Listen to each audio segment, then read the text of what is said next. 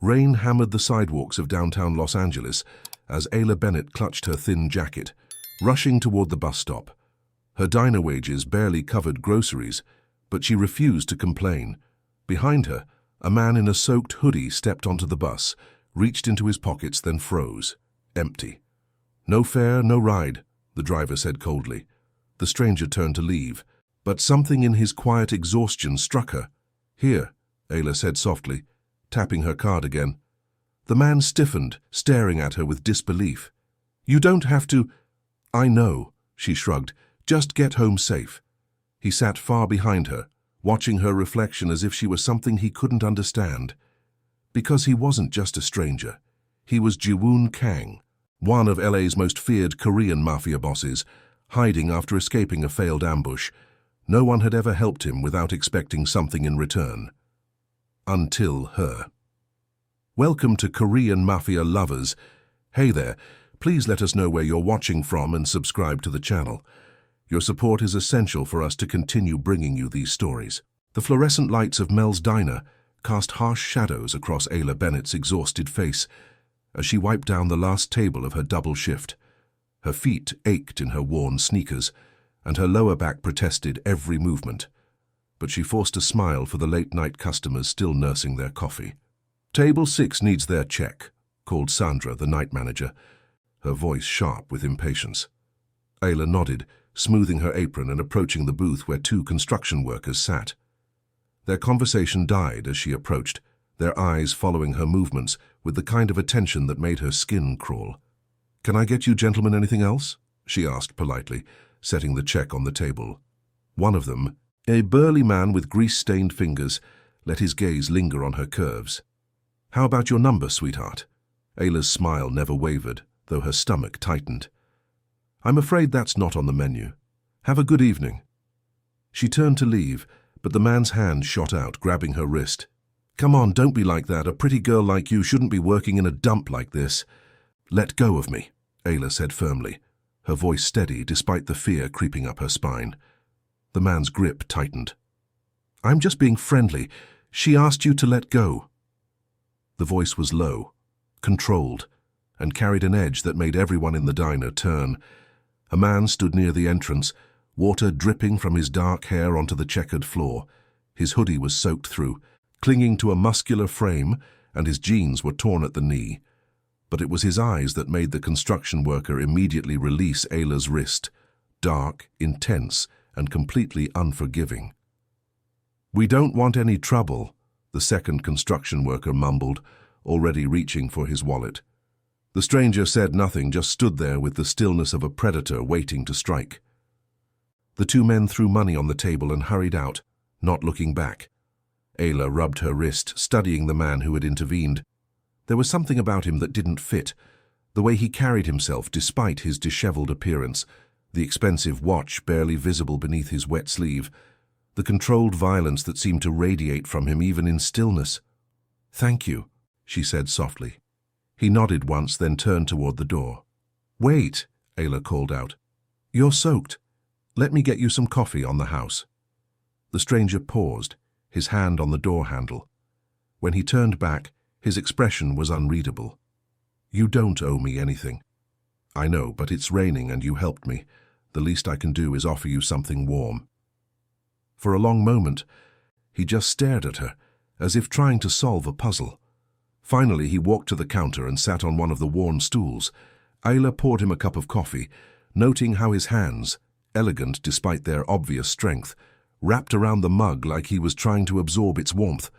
Up close, she could see he was younger than she'd first thought, maybe early 30s, with sharp cheekbones and a jaw that looked like it had been carved from stone.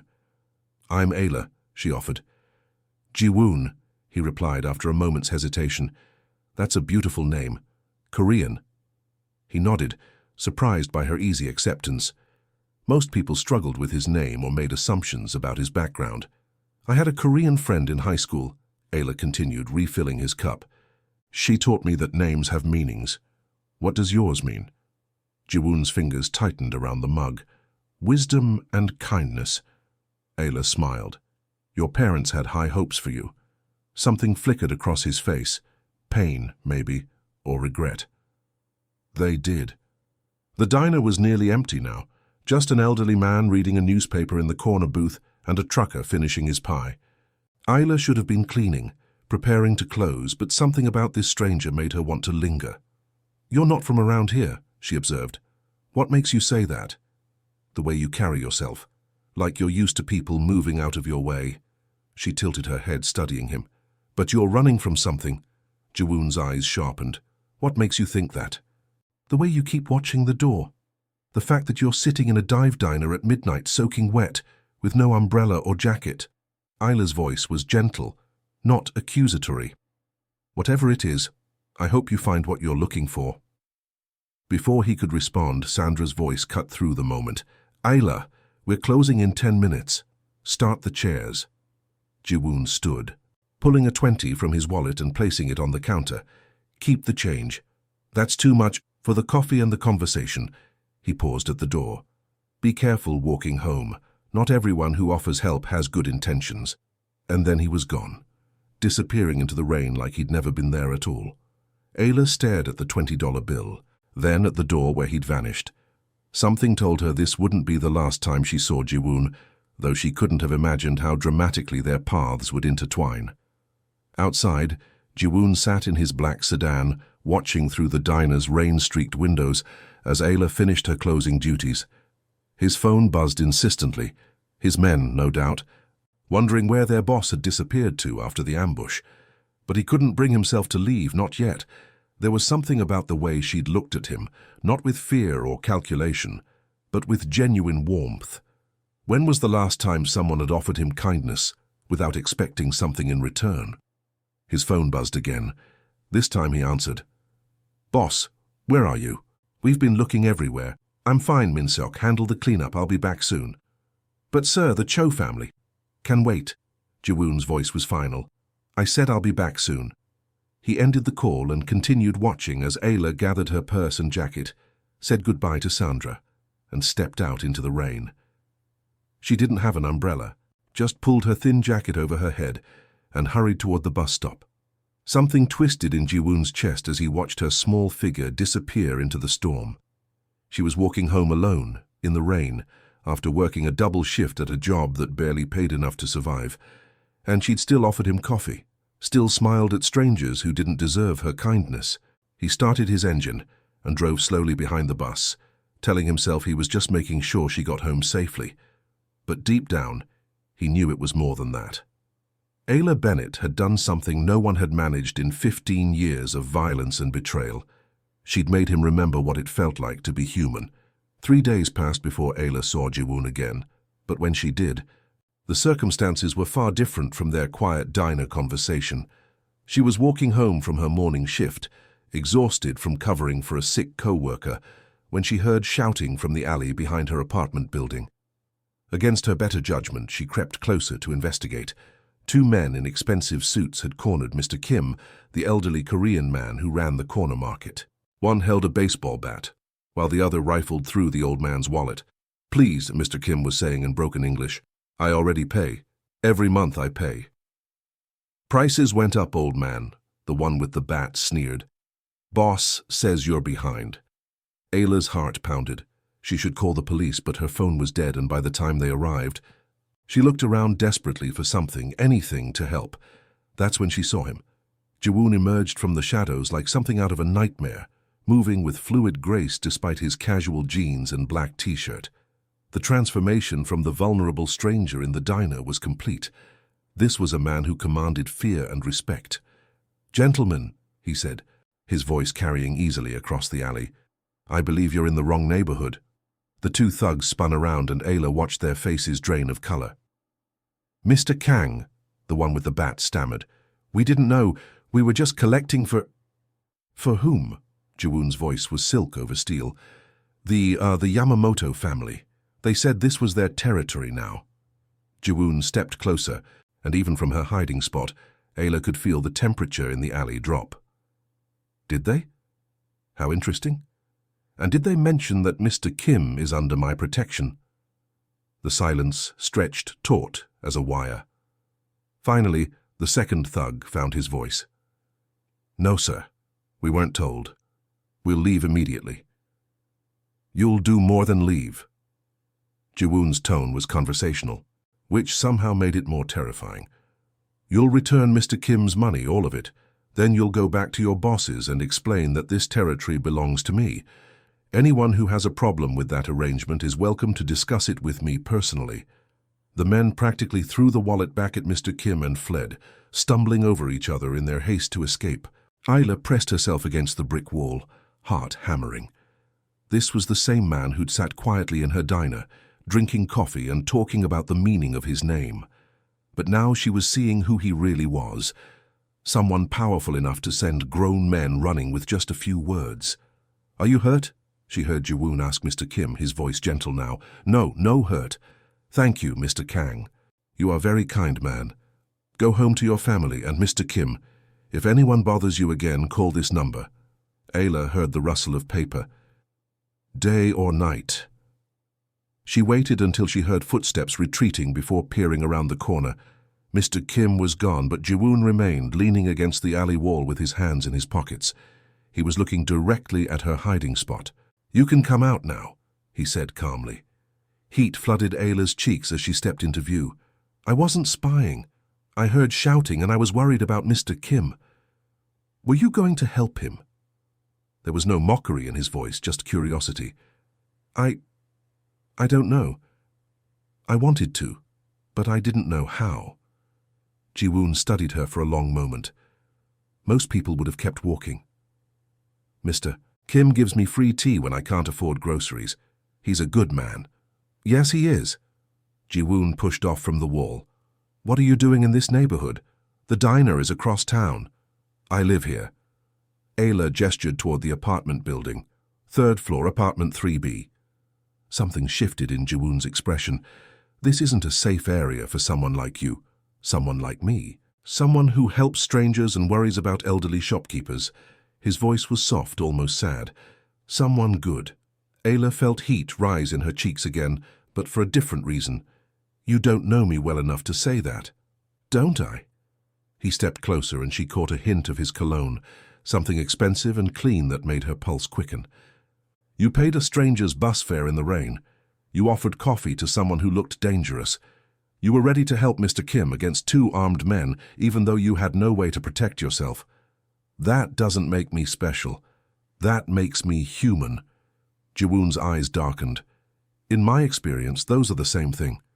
They stood there in the alley, the afternoon sun filtering through the fire escapes above, and Ayla felt something shift between them. The air seemed charged, like the moment before lightning strikes. "Who are you really?" she asked quietly. "Someone you shouldn't get involved with." "That's not an answer. It's the only answer I can give you." He pulled out his phone as it buzzed. "I have to go, but Ayla..." She looked up at him, struck again by how handsome he was when he wasn't trying to hide it. "Be careful. What happened today? There are people who might see your kindness as weakness. Don't let them." Before she could respond, a black sedan pulled up to the mouth of the alley. Ji-woon walked toward it, then paused and turned back. "The diner. Do you work there again tonight?" "Tomorrow night. 7 to close." He nodded once, then got into the car and disappeared, leaving Ayla standing alone in the alley with more questions than answers. That evening, as she heated up a can of soup in her tiny kitchen, Ayla couldn't stop thinking about the transformation she'd witnessed. The gentleman who'd talked about wisdom and kindness had become someone who could terrify grown men with a look. But which version was real? Maybe both, she thought, remembering the way his voice had softened when he spoke to Mr. Kim, the genuine concern in his eyes when he'd warned her to be careful. Her phone rang, interrupting her thoughts. The number was unknown. "Hello? Ms. Bennett, this is Dr. Martinez from Cedars-Sinai. I'm calling about your medical bills." Ayla's stomach dropped. She'd been putting off the payments from her emergency room visit last month when she'd fainted at work from exhaustion and dehydration. "I know I'm behind," she said quickly, "but I can make a payment next week. Actually, I'm calling to inform you that your account has been paid in full." An anonymous benefactor covered the entire balance. Ayla nearly dropped the phone. That's impossible. The bill was over $3,000. I have the payment confirmation right here. paid in full as of this afternoon. After the doctor hung up, Ayla sat in her tiny kitchen staring at her phone. $3,000. Who would pay that kind of money for a stranger? But even as she asked the question, she already knew the answer. Outside her building, Ji-woon sat in his sedan, watching her silhouetted figure in the third-floor window.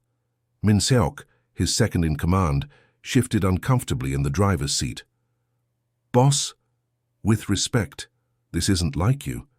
Getting involved with civilians, paying their debts. The men are starting to talk." "Let them talk," Ji-woon said quietly, his eyes never leaving Ayla's window. "But sir, she's just a waitress. What could she possibly offer someone in your position?" Ji-woon was quiet for so long that Min Seok thought he wouldn't answer. Finally he spoke, his voice barely above a whisper. "Hope." The next evening at the diner, Ayla couldn't concentrate. Every time the bell above the door chimed, her heart jumped, expecting to see Ji-woon's familiar silhouette. But as the hours crawled by, he didn't appear. She was refilling the coffee station when Sandra approached, her expression unusually serious. "Ayla, honey, you've got a visitor. Says he's a friend of yours." Ayla looked up to see a well-dressed Asian man in his 40s standing near the entrance. He was shorter than Ji-woon, but carried himself with similar authority, his expensive suit immaculate despite the late hour. "I don't know him," Ayla said quietly. Sandra frowned. "He specifically asked for you by name, said it was important." Against her better judgment, Ayla approached the man.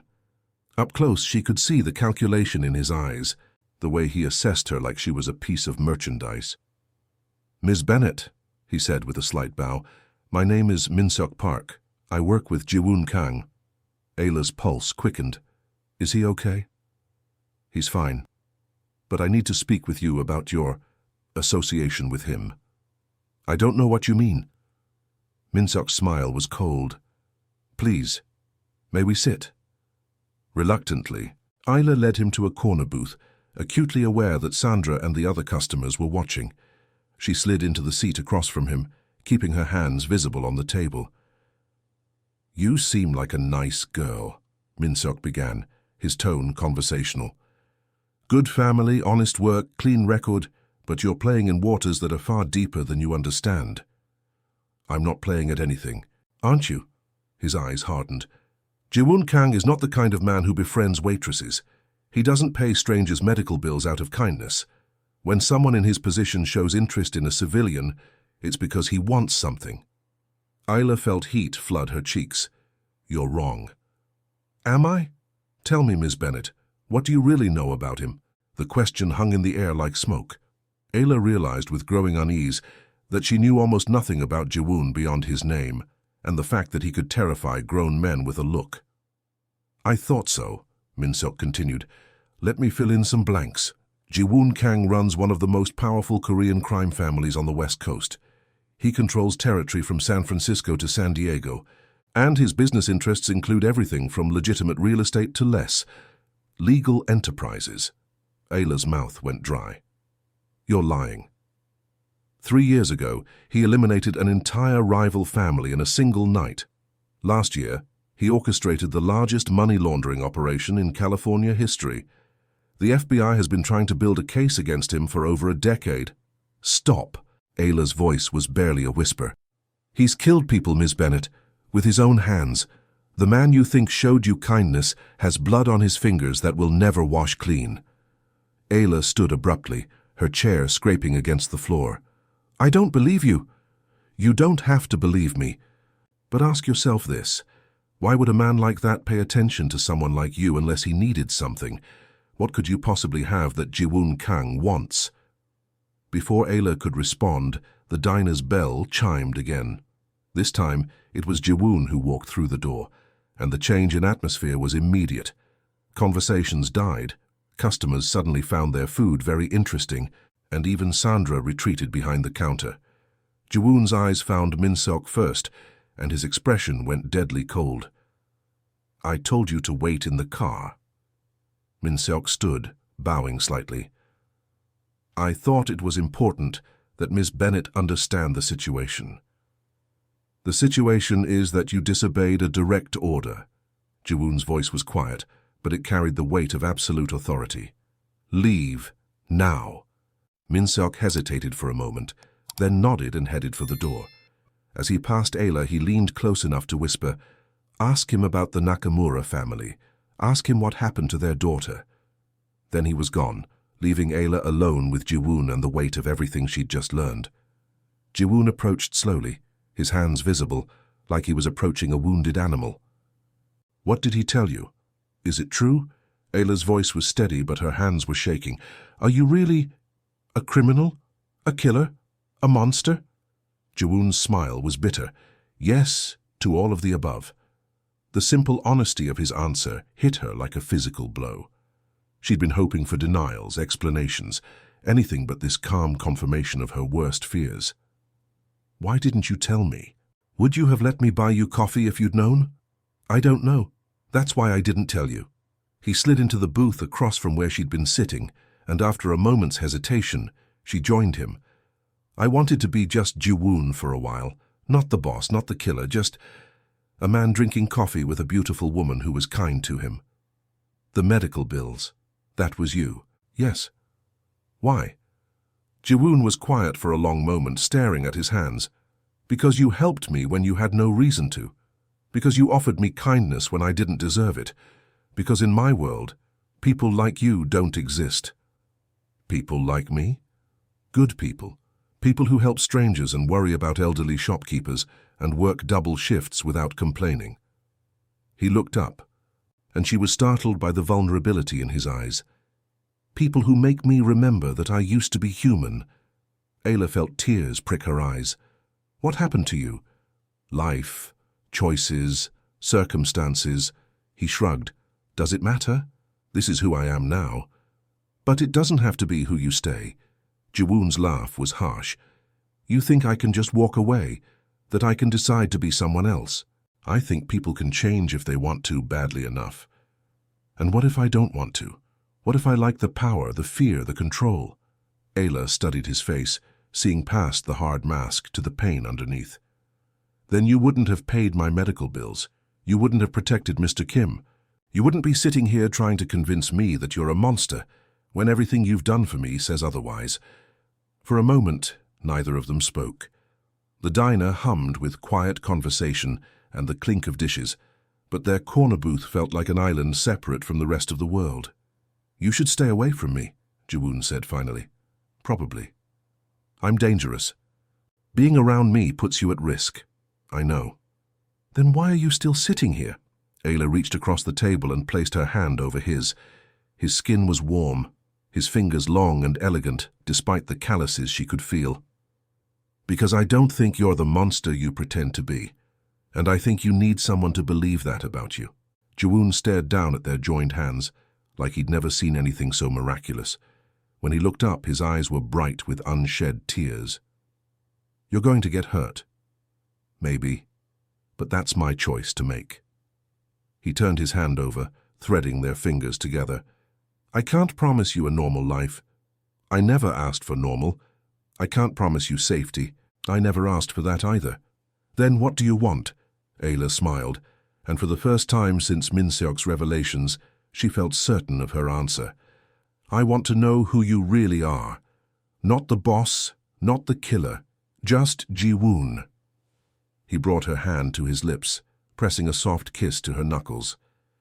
That might be the most dangerous thing of all.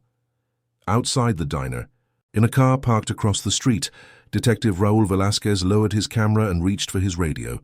He'd been tracking Ji-woon Kang for months, waiting for the crime boss to make a mistake. It looked like he finally had. 2 weeks later, Ayla's life had transformed in ways she never could have imagined. Ji-woon had kept his promise to show her who he really was, taking her to art galleries and quiet restaurants, walking with her through Griffith Park, as he told her stories about his childhood in Seoul and his family's immigration to Los Angeles when he was 12.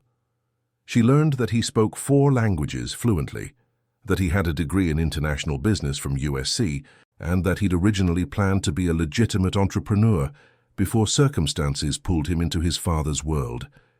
She discovered his love for classical music and old movies, his surprising knowledge of literature, and the way his entire face changed when he smiled genuinely.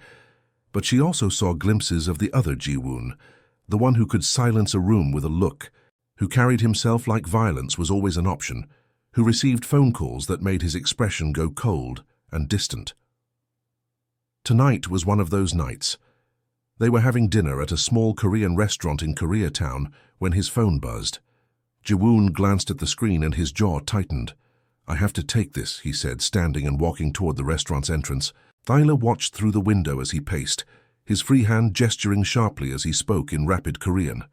Even without understanding the words, she could tell he was angry. When he returned to the table, his entire demeanor had changed. "We need to leave," he said, already reaching for his wallet. "What's wrong?" "Business?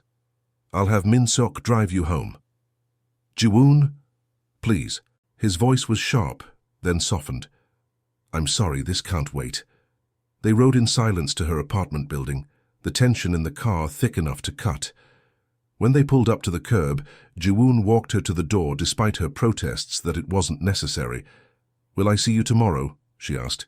He cupped her face in his hands, his thumb tracing her cheekbone. "I hope so." The uncertainty in his voice made her stomach clench. "What's happening?" "Nothing you need to worry about." He leaned down and kissed her forehead. "Go inside. Lock your door." Ayla watched from her window as the black sedan disappeared into the night, a cold dread settling in her chest. She didn't see Ji-woon for 3 days. On the 4th day, Detective Velasquez showed up at the diner. He was a tall, lean man with graying hair and tired eyes, the kind of cop who'd seen too much and believed in too little. He ordered coffee and pie, made small talk with Sandra, and waited until Ayla's shift was nearly over before approaching her. "Ms. Bennett, I'm Detective Velasquez, LAPD. I was hoping we could talk." Ayla's blood turned to ice. "About what?" "About your relationship with Ji-woon Kang." She glanced around the diner, noting that most of the other customers had left. Sandra was in the back office, counting the till. They were essentially alone. "I don't know what you mean." Velasquez smiled, but it didn't reach his eyes. "Ms. Bennett, I've been watching Mr. Kang for a very long time. I know he's been spending time with you. I know he paid your medical bills. I know he's been protecting you. I don't have to talk to you without a lawyer. No, you don't. But I think you'll want to hear what I have to say." He pulled out a manila folder and set it on the counter. "Do you know what happened to the Nakamura family 3 years ago?" Despite herself, Ayla remembered Min-seok's parting words. "Ask him about the Nakamura family. Ask him what happened to their daughter." "No," she said quietly. Velasquez opened the folder, revealing crime scene photos that made Ayla's stomach lurch.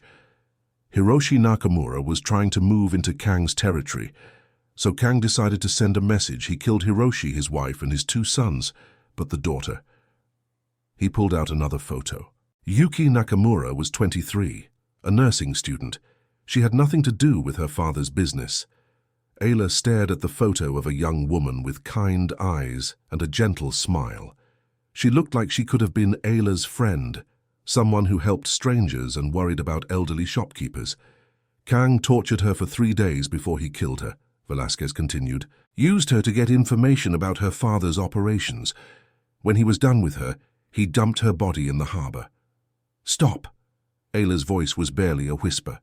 "The man you think you know, the one who buys you dinner and walks you home, he's a monster. And you're not special to him, Ms. Bennett. You're just another tool he's planning to use." "You're lying." "Am I? Then why hasn't he told you about Yuki? Why hasn't he mentioned that the FBI is closing in on him? Why hasn't he warned you that being seen with him makes you a target for every rival family in the city?" Ayla felt the room spinning around her. "What do you want from me?" "Help us bring him down. Wear a wire, get him to talk about his operations. In exchange, we'll put you in witness protection. Give you a new life somewhere safe. And if I refuse," Velasquez's expression hardened, "then you'll end up like Yuki Nakamura, because that's what happens to people who get too close to Ji-woon Kang." He left the folder on the counter and walked out, leaving Ayla staring at the photos of a dead girl who'd trusted the wrong man. That night, Ayla sat in her apartment, staring at her phone. She'd tried calling Jiwoon 6 times, but it went straight to voicemail. The photos from Velasquez's folder were spread across her coffee table, and no matter how hard she tried, she couldn't stop looking at Yuki Nakamura's face. Had Jiwoon really done those things? Had he tortured an innocent girl, someone not so different from Ayla herself? She thought about the gentleness in his touch, the vulnerability in his eyes when he talked about his past, the way he'd protected Mr. Kim without expecting anything in return. But she also remembered the fear in those thugs' faces, the cold authority in his voice, the way people scattered when he entered a room. Which version was real? Her phone rang and her heart jumped, but it wasn't Jiwoon. It was an unknown number. Hello? Ms. Bennett, this is Dr. Kim from UCLA Medical Center. I'm calling about your sister. Ayla's blood went cold. My sister? What about her? She was brought in an hour ago. Car accident. She's in surgery now, but her condition is critical. The phone slipped from Ayla's nerveless fingers. Lori was only 19, a sophomore at UCLA studying to be a teacher. She was supposed to be safe in her dorm, studying for midterms. Ayla grabbed her jacket and ran for the door, not bothering to lock it behind her. She had to get to the hospital, had to make sure Lori was okay. She was halfway down the stairs when she realized she didn't have a car, couldn't afford a taxi, and the buses had stopped running for the night. That's when she saw the black sedan parked across the street. Min-seok got out of the driver's seat as she approached, his expression unreadable. Ms. Bennett, I heard about your sister. Mr. Kang sent me to drive you to the hospital. Ayla hesitated. After everything Velasquez had told her, getting into a car with one of Jiwoon's men seemed like the height of stupidity, but Lori was hurt, possibly dying, and she had no other way to get there. Thank you, she said, climbing into the back seat. As they drove through the empty streets, Ayla stared out the window and tried not to think about crime scene photos or dead girls or the man she'd fallen in love with who might be a monster. All she could think about was Lori, lying on an operating table fighting for her life, and the terrible certainty that somehow this was all connected to Jiwoon Kang. The hospital waiting room smelled like disinfectant and despair. Ayla sat in an uncomfortable plastic chair, still wearing her diner uniform, watching the clock on the wall tick past midnight. Lori had been in surgery for 3 hours, and no one could tell her anything beyond critical condition, and we're doing everything we can. Min-seok had disappeared after dropping her off. But she wasn't alone. Other families clustered in small groups, whispering prayers and holding each other, the universal language of fear and hope. She was dozing fitfully when a familiar voice spoke her name. Ayla.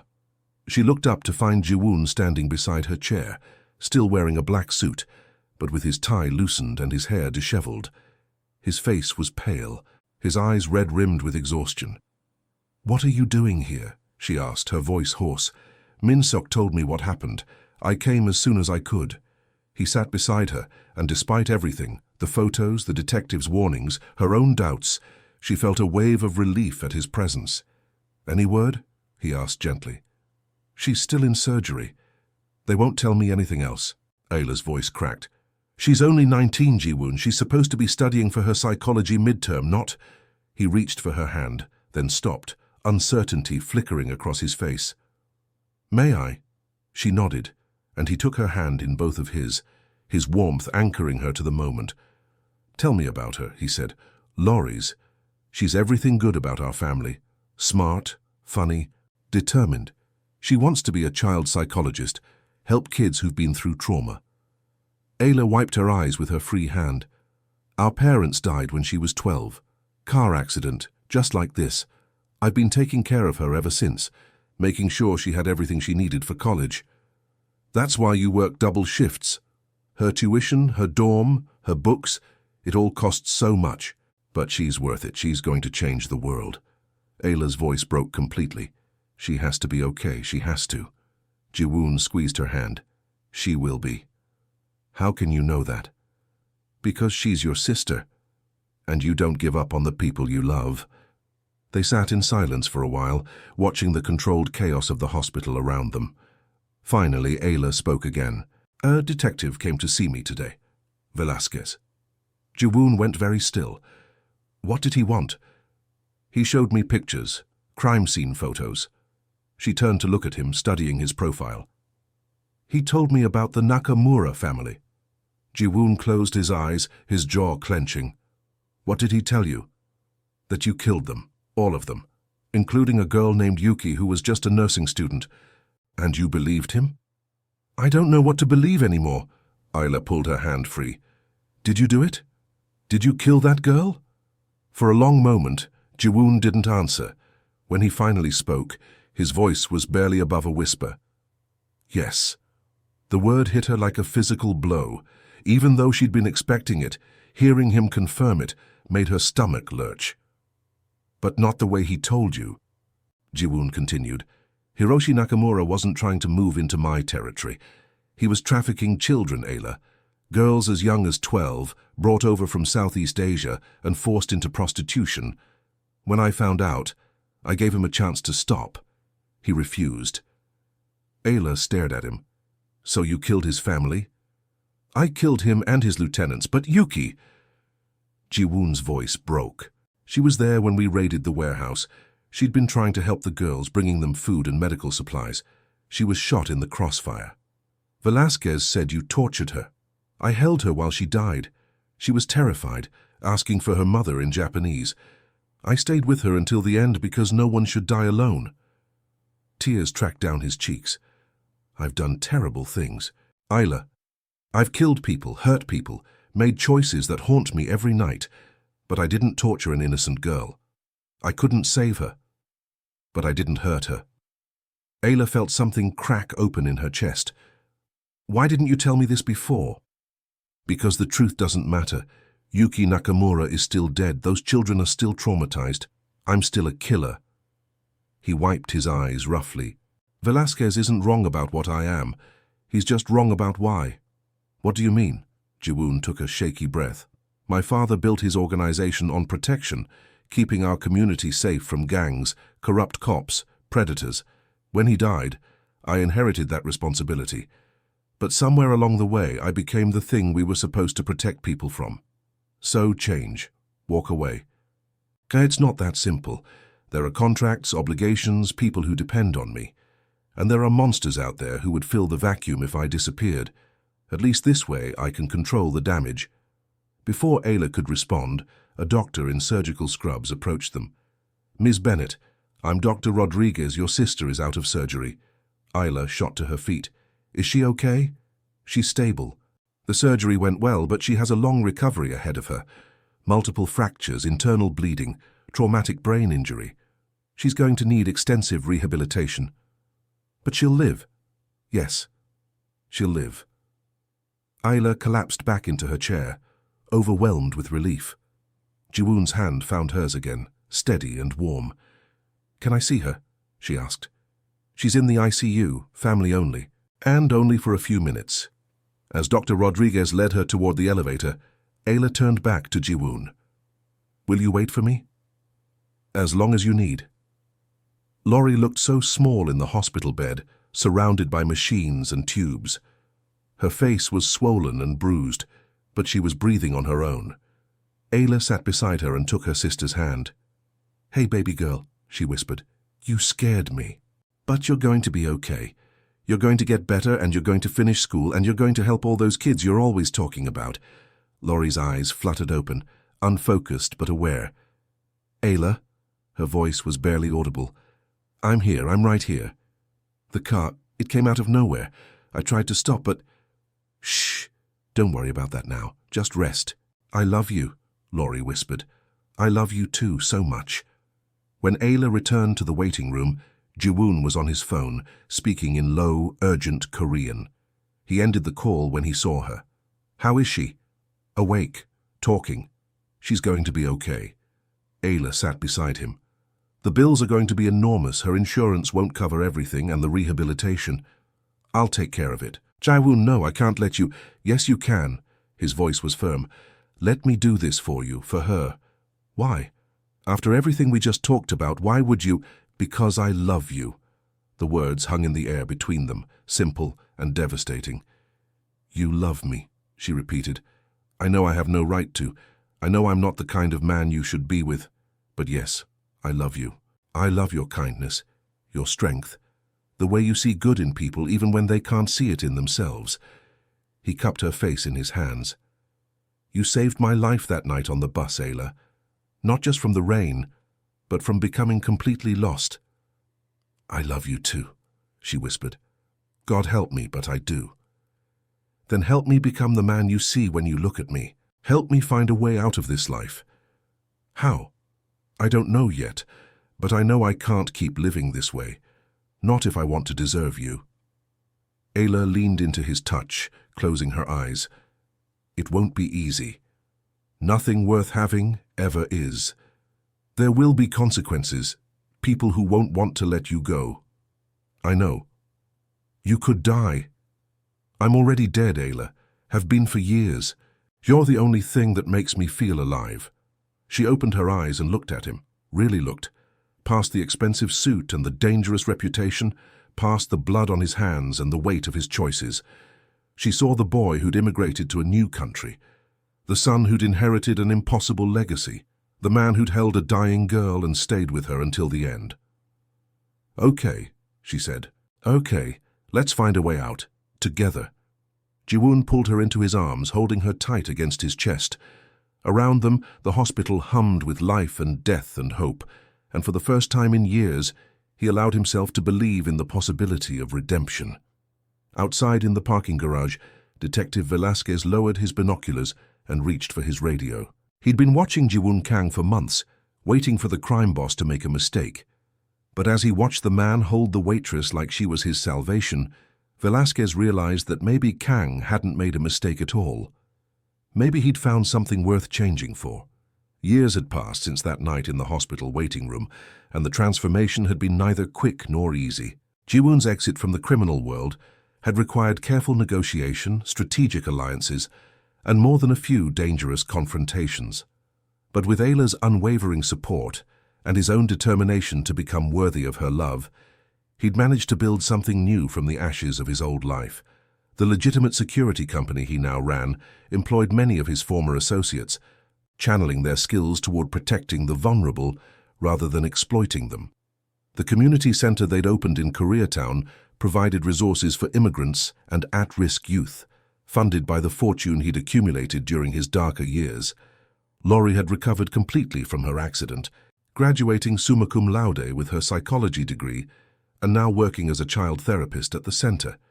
She'd never fully trusted Jiwoon in the beginning, but time and his obvious devotion to her sister had won her over.